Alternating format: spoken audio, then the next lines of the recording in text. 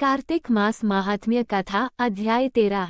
दोनों ओर से गदाओं, बाणों और शूलों आदि का भीषण प्रहार हुआ। दैत्यों के तीक्ष्ण प्रहारों से व्याकुल देवता इधर उधर भागने लगे। तब देवताओं को इस प्रकार भयभीत हुआ देख गरुड़ पर चढ़े भगवान युद्ध में आगे बढ़े और उन्होंने अपना सारंग नामक धनुष उठाकर बड़े जोर का टंकार किया। त्रिलोकी शाब्दित हो गई। पलमात्र में भगवान ने हजारों दैत्यों के सिरों को काट गिराया। फिर तो विष्णु और जलंधर का महासंग्राम हुआ। बाणों से आकाश भर गया। लोग आश्चर्य करने लगे। भगवान विष्णु ने बाणों के वेग से उस दैत्य की ध्वजा, छत्र और धनुष बाण काट डाले। इससे व्यथित हो उसने अपनी गदा उठाकर गरुड़ के मस्तक पर दे मारी। साथ ही क्रोध से उस दैत्य ने विष्णु जी की छाती में भी एक तीक्ष्ण बाण मारा। इसके उत्तर में विष्णु जी ने उसकी गदा काट दी और अपने शारंग धनुष पर बाण चढ़ाकर उसको बींधना आरंभ किया। इस पर जलंधर इन पर अपने पैने बाण बरसाने लगा। उसने विष्णु जी को कई पैने बाण मारकर वैष्णव धनुष को काट दिया। धनुष कट जाने पर भगवान ने गदा ग्रहण कर ली और शीघ्र ही जलंधर को खींचकर मारी, परंतु उस अग्निवत अमोघ गदा की मार से भी वह दैत्य कुछ भी चलायमान न हुआ। उसने एक अग्निमुख त्रिशूल उठाकर विष्णु पर छोड़ दिया। विष्णु जी ने शिव के चरणों का स्मरण कर नंदन नामक त्रिशूल से उसके त्रिशूल को छेद दिया। जलंधर ने झपटकर विष्णु जी की छाती पर एक जोर का मुष्टिक मारा। उसके उत्तर में भगवान विष्णु ने भी उसकी छाती पर अपनी एक मुष्टि का प्रहार किया। फिर दोनों घुटने टेक बाहुओं और मुष्टिकों से बाहु युद्ध करने लगे। कितनी ही देर तक भगवान उसके साथ युद्ध करते रहे। तब सर्वश्रेष्ठ मायावी भगवान उस दैत्यराज से मेघवाणी में बोले, रे रण दुर्मद दैत्य श्रेष्ठ, तू धन्य है जो इस महायुद्ध में इन बड़े बड़े आयुधों से भी भयभीत न हुआ। तेरे इस युद्ध से मैं प्रसन्न हूँ, तू जो चाहे वर मांग। मायावी विष्णु की वाणी सुनकर जलंधर ने कहा, हे भावुक, यदि आप मुझ पर प्रसन्न हैं तो ये वर दीजिए कि आप मेरी बहन तथा अपने सारे कुटुंबियों सहित मेरे घर पर निवास करें। नारद जी बोले। उसके वचन सुनकर विष्णु जी को खेद तो हुआ, किंतु उसी क्षण देवेश ने तथास्तु कह दिया। अब विष्णु जी सब देवताओं के साथ जलंधरपुर में जाकर निवास करने लगे। जलंधर अपनी बहन लक्ष्मी और देवताओं सहित विष्णु को वहां पाकर बड़ा प्रसन्न हुआ। फिर तो देवताओं के पास जो भी रत्नादि थे सबको ले जलंधर पृथ्वी पर आया। निशुंभ को पाताल में स्थापित कर दिया और देव, दानव, यक्ष, गंधर्व, सिद्ध, सर्प, राक्षस, मनुष्य आदि सबको अपना वंशवर्ती बना त्रिभुवन पर शासन करने लगा। उसने धर्मानुसार सुपुत्रों के समान प्रजा का पालन किया। उसके धर्मराज्य में सभी सुखी थे।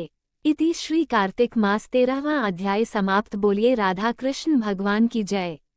कार्तिक मास महात्म्य कथा अध्याय 14। तब उसको इस प्रकार धर्मपूर्वक राज्य करते हुए देख देवता क्षुब्ध हो गए।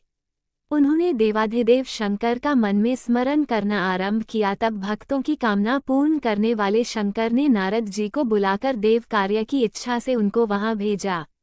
शंभु भक्त नारद शिव की आज्ञा से देवपुरी में गए। इंद्रादिक सभी देवता व्याकुल हो शीघ्रता से उठ नारद जी को उत्कंठा भरी दृष्टि से देखने लगे।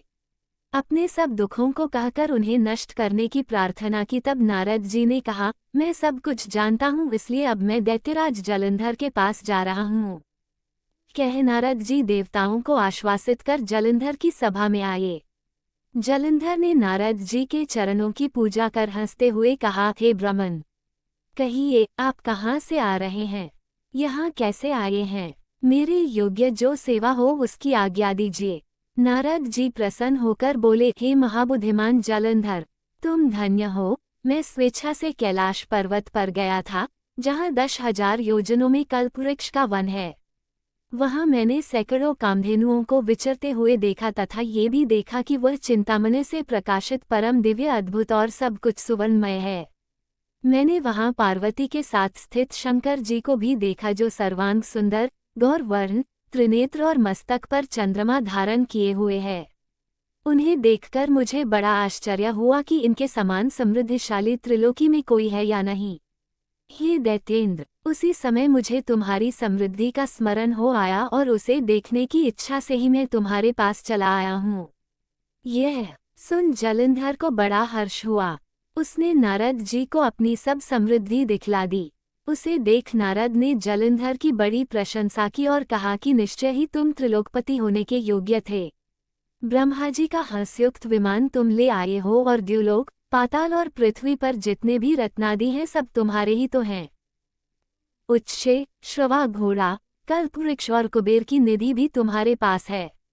मणियों और रत्नों के ढेर भी तुम्हारे पास लगे हुए हैं। इससे मैं बड़ा प्रसन्न हूँ, परंतु तुम्हारे पास कोई स्त्री रत्न नहीं है। उसके बिना तुम्हारा ये सब फीका है।